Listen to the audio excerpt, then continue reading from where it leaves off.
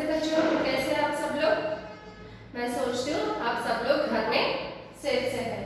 बच्चों, अभी corona virus का डिसीज चल रहा है, अब घर में सेफ से रहना। बच्चों, मैं आज 6वीं कक्षा की पाठ पढ़ाने जा रही हूँ।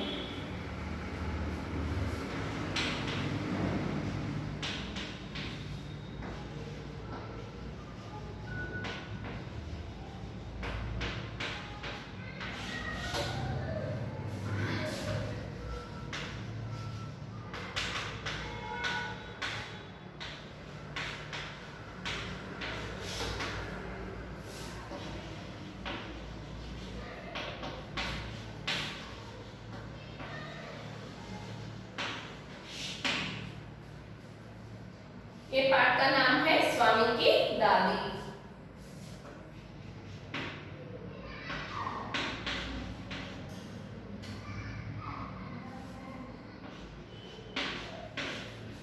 स्वामी की दादी।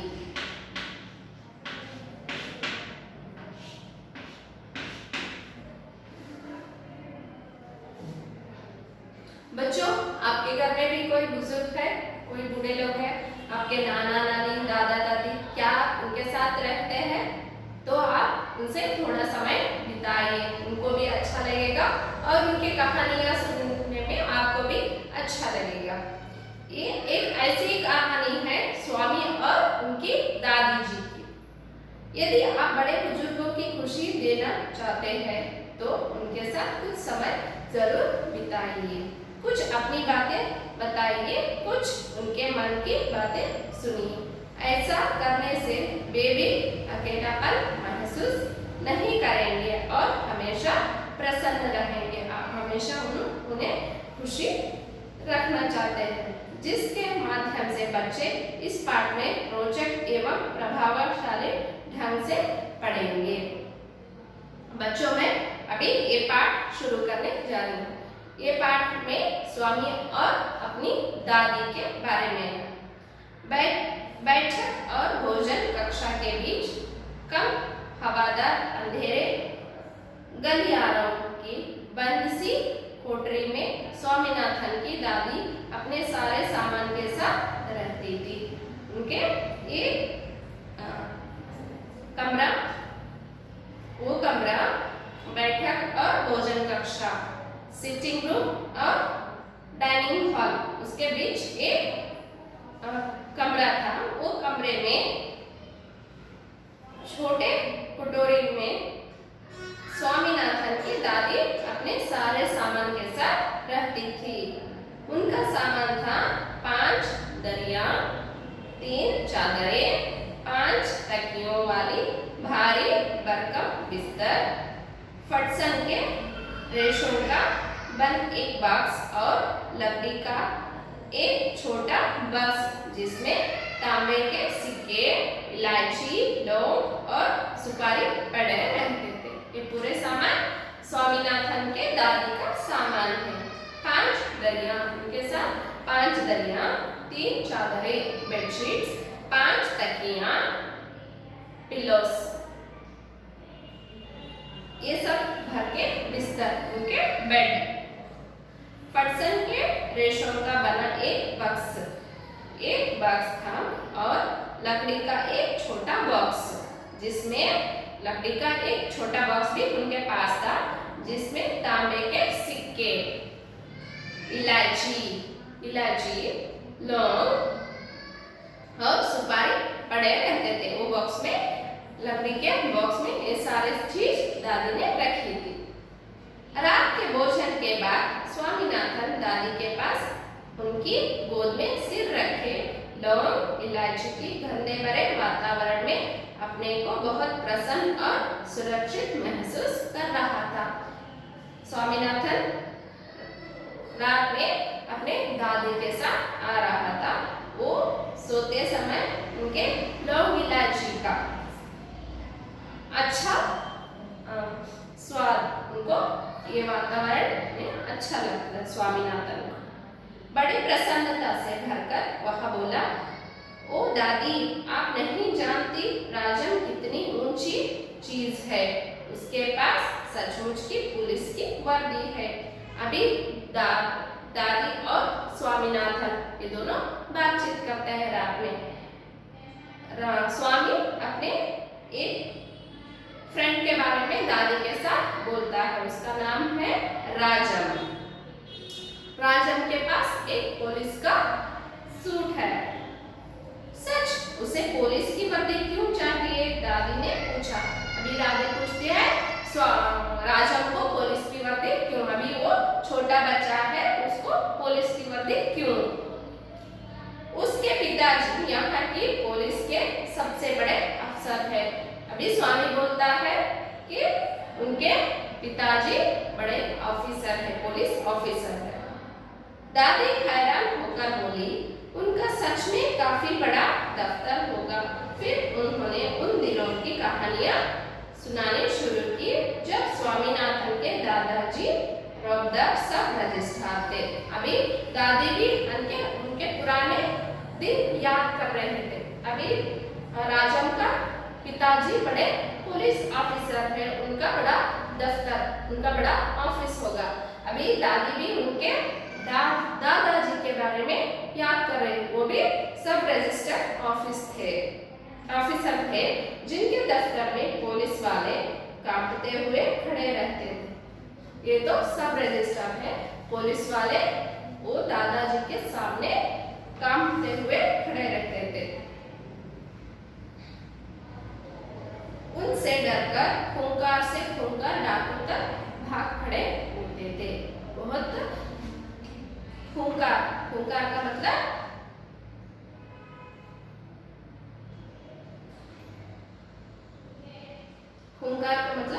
बहुत कठिन। और ये सारे डाकू सब रजिस्टर ऑफिस उनके दादाजी को देख के भाग जाते थे। स्वामीनाथन बेचैन होकर उनकी कहानियां खत्म होने का इंतजार करने लगा, लेकिन दादी बोलती ही गई। अभी दादा का बात जिक्र करें ना, इसीलिए दादाजी बोलते ही रहे, लेकिन स्वामीनाथन देख रहा था कि दादी जी कहानी कब खत्म करेगी। बस काफी है दादी, उसने रुके स्वर में कहा। अभी बस करो दादी, कितना बोलोगी? बस, मैं आपको राजम के बारे में कुछ बताना चाहता हूँ। मैं मेरे दोस्त राजम के बारे में कुछ बोलना चाहता हूँ। आप जानती हैं उसे गणित में कितने नंबर मिलते हैं? आप जानते हैं मेरा दोस्त राजम, उसे गणित में कितने नंबर मिलते हैं? सारे नंबर मिलते होंगे ना? दादी ने पूछा। सारे नंबर मिलते होंगे है ना? दादी ने पूछा। अरे नहीं, उसे 100 में से 90 मिलते थे। अभी 100 में नंबर में उनको 90 नंबर मिलते थे। 100 में से 90 मतलब 90 out of 100 मार्क्स। चलो अच्छा है, लेकिन तुम्हें भी मेहनत करके उसकी तरह नंबर लाने चाहिए। अभी दादी बोलती है राजम इतना अच्छा पढ़ता है तो आप भी अच्छा पढ़ के इतने नंबर लाने हैं ना। तुम्हें पता है तुम्हारे दादाजी कभी कभी ऐसे उत्तर लिखते थे कि परीक्षकों को भी हैरान कर देते थे।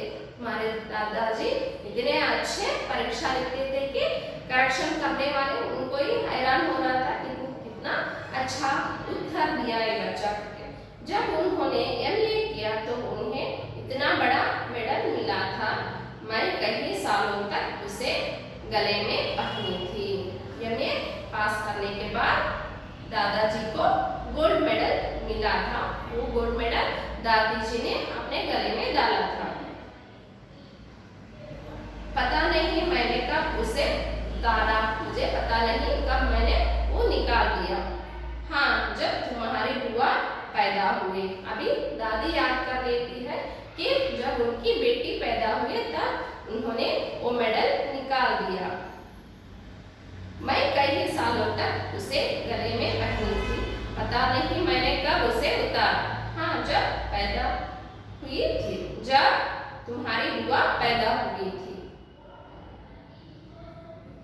नहीं, तुम्हारी बुआ नहीं, तुम्हारे पापा। अभी फिर से याद कर लेती है कि उनके पापा।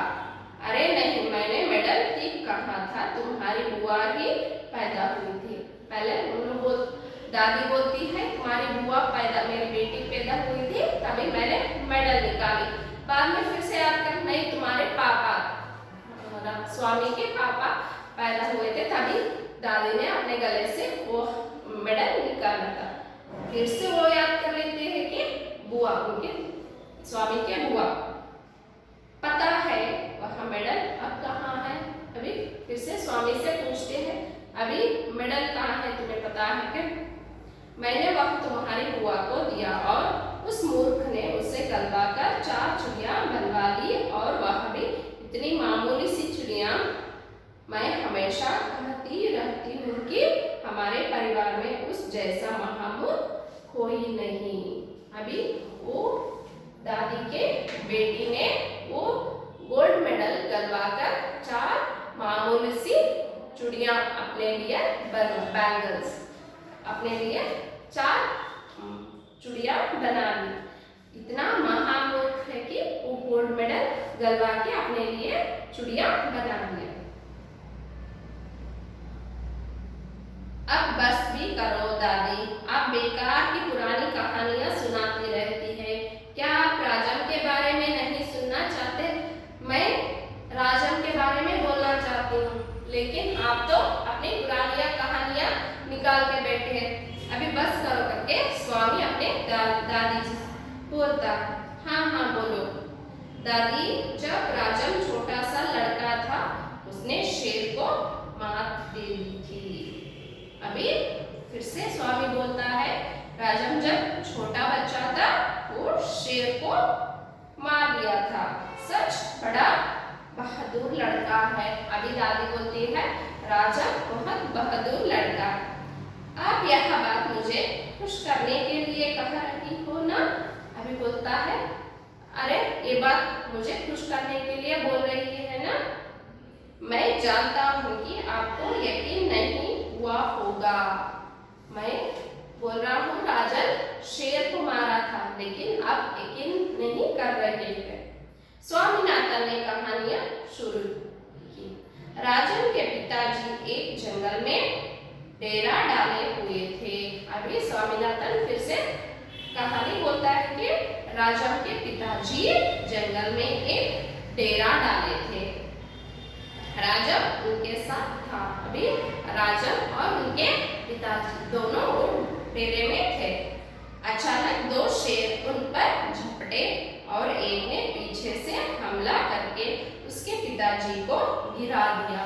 अभी 2 शेर राजम और उनके पिताजी के ऊपर झपट पड़े, लेकिन दूसरे ने राजम का पीछा किया। एक शेर उनके पिताजी पर गिरा और दूसरा शेर राजम को पीछे किया। राजम का झाड़ी के पीछे छिप गया और वहीं से बड़ा सा पत्थर फेंककर शेर को धराशायी कर डाला। अभी राजम एक पेड़ के पीछे छिपकर एक बड़ा पत्थर लेके वो शेर को मार दिया। दादी, क्या आप सो गई? उसने कहानी खत्म होने पर पूछा। अभी दादी जी को पूछता है, क्या आप सो गए? नहीं बेटा, सुन रही हूँ। अच्छा बताइए, कितने शेर आए थे? अभी आप बोल रहे हो आप कहानी सुनी है, कितने शेर आए थे बोलिए? 2 शेर राजम पर झपटे थे, दादी जी ने जवाब दिया। स्वामीनाथन दादी के गलत जवाब से चिढ़ गया। मैं आपको इतनी जरूरी बातें बता रहा हूँ और आप नींद में न जाने क्या क्या उलझ-लूल कल्पना किए जा रही है। मैं तो इतनी सीरियस सी कहानियां बोल रही, लेकिन आप तो नींद में क्या क्या बोल रही है। मैं जानता हूँ आप क्यों ऐसा कर रही है। आप राजन को पसंद नहीं करती। मैं जानता हूँ कि आप राजन को पसंद नहीं करते, इसीलिए उसका कहानी नहीं सुन रहे। वह तो बहुत प्यारा लड़का है। अभी दादी बोलती है वह तो बड़ा प्यारा लड़का है। दादी ने बड़े यकीन से कहा, जबकि उन्होंने राजन को देखा तक नहीं था। दादी ने तो राजन को देखा नहीं, फिर भी स्वामीनाथन के लिए बोल रहा है कि वो पहले ही राजन को देखे हैं। स्वामीनाथन खुश हो गया। दूसरे ही पल उसके मन में एक नया संदेह पैदा हुआ। दादी, शायद आपको शेर की कहानी पर यकीन नहीं हो रहा है। मैं जो कहानी बोल रहा हूँ उसमें आपको यकीन नहीं है। मैं एक एक शब्द पर यकीन करती हूँ। अभी दादी स्वामीनाथन को खुश करने के लिए बोलती है कि तुम्हारे एक एक शब्द पर यकीन करती हूँ। दादी ने स्वर में मिठास भरकर कहा। स्वामीनाथन को इससे खुशी हुई, लेकिन उसने चेतावनी के तौर पर जोड़ा, जो भी उसे झूठा करेगा वह उसे छोड़ेगा नहीं। अभी जो झूठ बोलेगा उसे छोड़ेगा नहीं। दादी ने इसका समर्थन किया और राजा हरिश्चंद्र की कहानी सुनने की बात कही, जिसने वचन का पालन करने के लिए सिंहासन, पत्नी और बच्चे को खो दिया। अभी दादी ने बोलती है कि राजा हरिश्चंद्र की कहानी।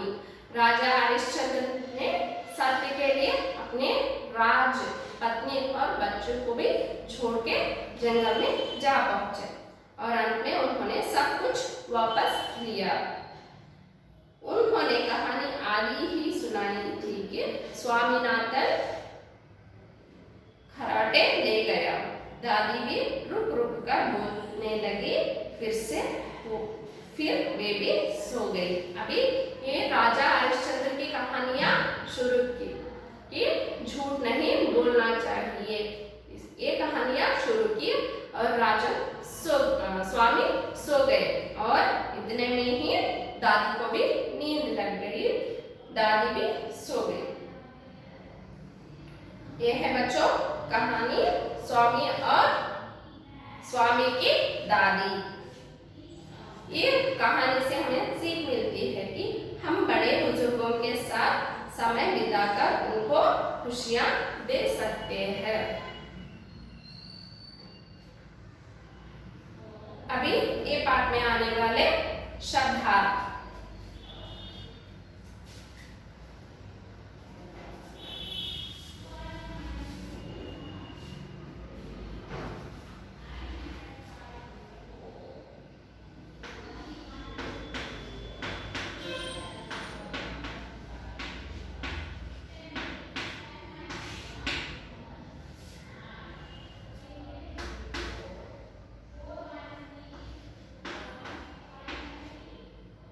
प्रसन्नता,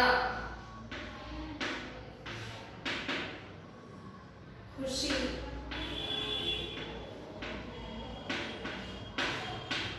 हैप्पीनेस,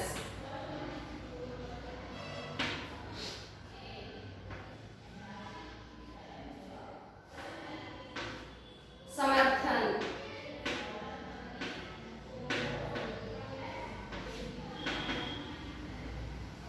पक्ष देना,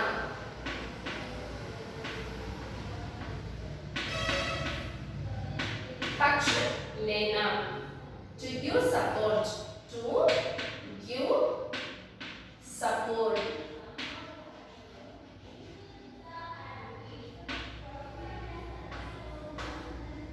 medal,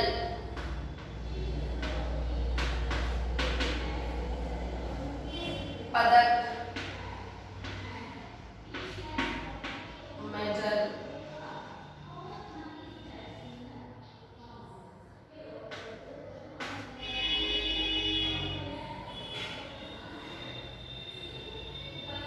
धराशायी, धराशायी, गिर जाना, गिर जाना, fallen to the ground, fallen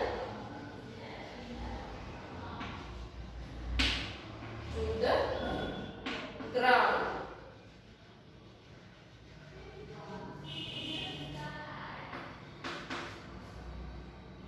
दफ्तर,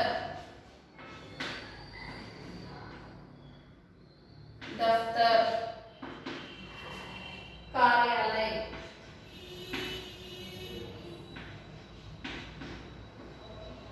कार्यालय, ऑफिस,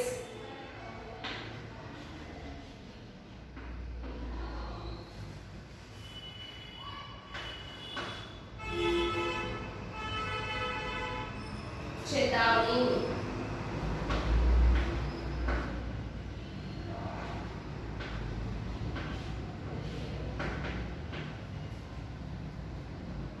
सावधान करना,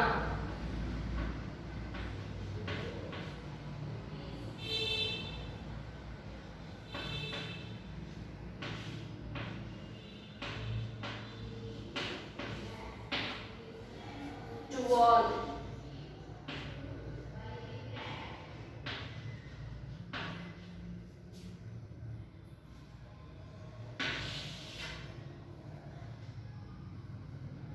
परीक्षक,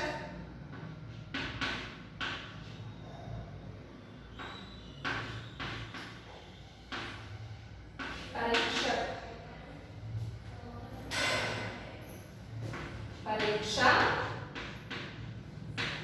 लेने वाले,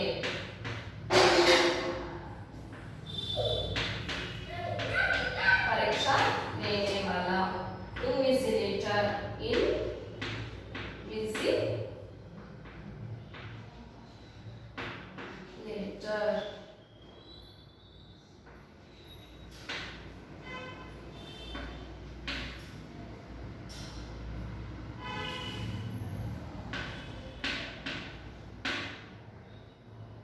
उलझालोर,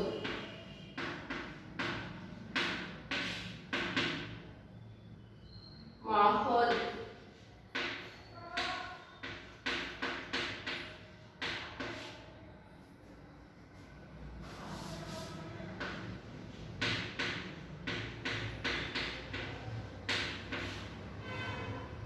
एटमॉस्फेयर,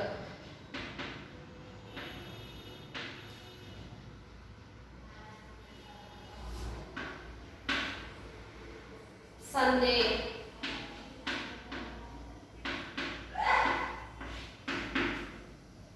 शक, डाउट,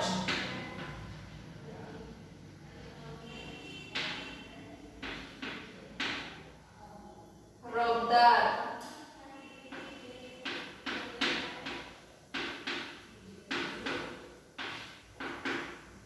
जिसका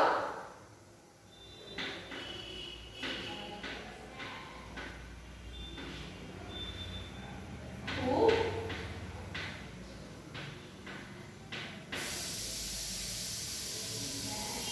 दबदबा हो,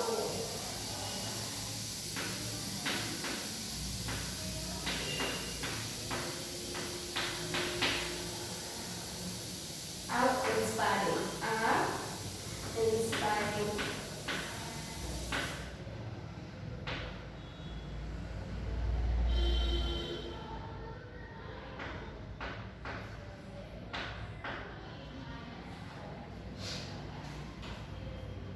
बच्चों ये है ये पाठ स्वामी की दादी, ये पाठ में आने वाले शब्द है प्रसन्नता, खुशी, हैप्पीनेस, समानार्थ, पक्ष लेने वाला, समर्थन, पक्ष लेने वाला, ट्रिब्यूट, सपोर्ट, मेडल, पदक, मेडल, धराशायी, गिर जाना, फॉलन टू द ग्राउंड, दफ्तर, कार्यालय, ऑफिस, चेतावनी, सावधान करना, टू वार्न, परीक्षक, परीक्षा लेने वाला, इन्विजिलेटर, उलझलूल, मोहल्ला, एटमॉस्फेयर, माहौल, एटमॉस्फेयर, संदेह, शक, डाउट, रौबदार, जिसका खूब दबदबा हो, और इंस्पायरिंग।